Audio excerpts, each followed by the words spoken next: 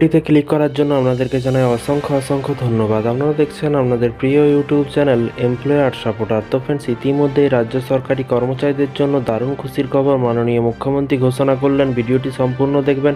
দেখতেই পাচ্ছেন এখানে বলা হয়েছে মাননীয় মুখ্যমন্ত্রী বলেছে, আমরা যেটা বলি কথা রাখি। মহার্ঘ ভাতা নিয়ে কিন্তু এই ঘোষণা করেছেন মুখ্যমন্ত্রী মমতা বন্দ্যোপাধ্যায়। তো ফ্রেন্ডস, ভোট চলাকালীনও কিন্তু মাননীয় মুখ্যমন্ত্রী ডিএ নিয়ে কিন্তু চুপ করে নেই এবং রাজ্য সরকারি কর্মচারীরা এবং সংগ্রামী যৌথ মঞ্চতেও কিন্তু বিভিন্ন রকম সদস্যরাও কিন্তু তারা বিভিন্ন রকম কথা বলছে সরকারি কর্মচারীদের ডিএর ব্যাপারে। তো সমস্ত আপডেট পেতে চ্যানেলটিকে সাবস্ক্রাইব করে রাখুন প্রতিদিন সরকারি কর্মচারীদের লেটেস্ট আপডেট পাওয়ার জন্য।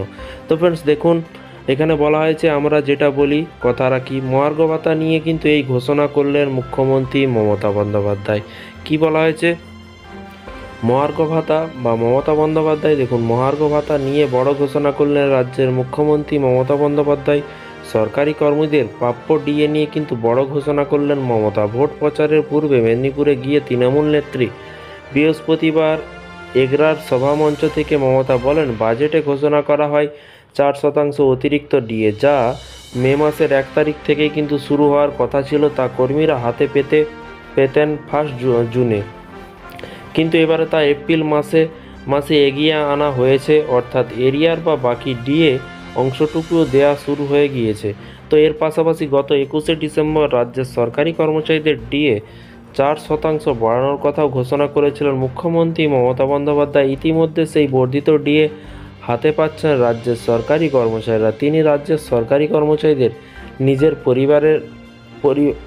পরিবার বলে কিন্তু দাবি করেছিলেন, তবে সুখ দুঃখ আপদে বিপদে পাশে থাকারও কিন্তু আশ্বাস দিয়েছে। এর পাশাপাশি রাজ্য বাজেটের দিনও রাজ্যের সরকারি কর্মচারীদের আরও 4% ডিএ বৃদ্ধির কথা ঘোষণা করা হয়েছিল। স্বাভাবিকভাবেই কিন্তু প্রশ্ন উঠেছিল, বর্ধিত এই 4% ডিএ কবে ঢুকবে?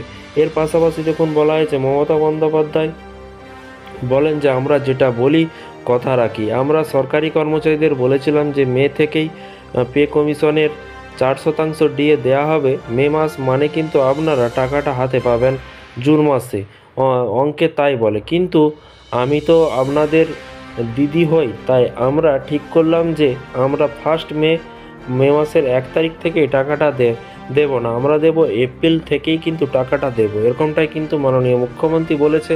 তাই আপনারা যখন 1 জুন যে টাকাটা পাবেন, সেখানে ওই এপ্রিলের বাড়তি টাকাটা পেয়ে যাবেন, অর্থাৎ 1 মেতেই কিন্তু আপনারা 4% ডিএ বেশি পাবেন। তো ফ্রেন্ডস, বিষয়টি বুঝতে পারলেন।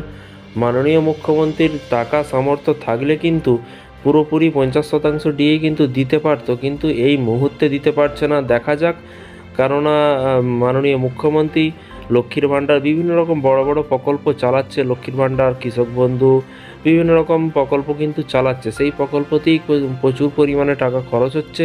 তো দেখা যাক মাননীয় মুখ্যমন্ত্রী রাজ্য সরকারি কর্মচারীদের 50% ডিএ দেয় কিনা, কেন্দ্রীয় হারে ডিএ দেয় কিনা। আশা করা যায় মাননীয় মুখ্যমন্ত্রী একদিন না একদিন ঘোষণা করেই ফেলবে যে 50% ডিএ আপনারা রাজ্য সরকারি কর্মচারীরা কেন্দ্রীয় হারেই কিন্তু আপনারা, কেন্দ্রের চাকরি করতে হবে না, কেন্দ্রীয় হারেই কিন্তু আপনারা ডিএ পাবেন, এরকমটাই কিন্তু ঘোষণা করতে পারে।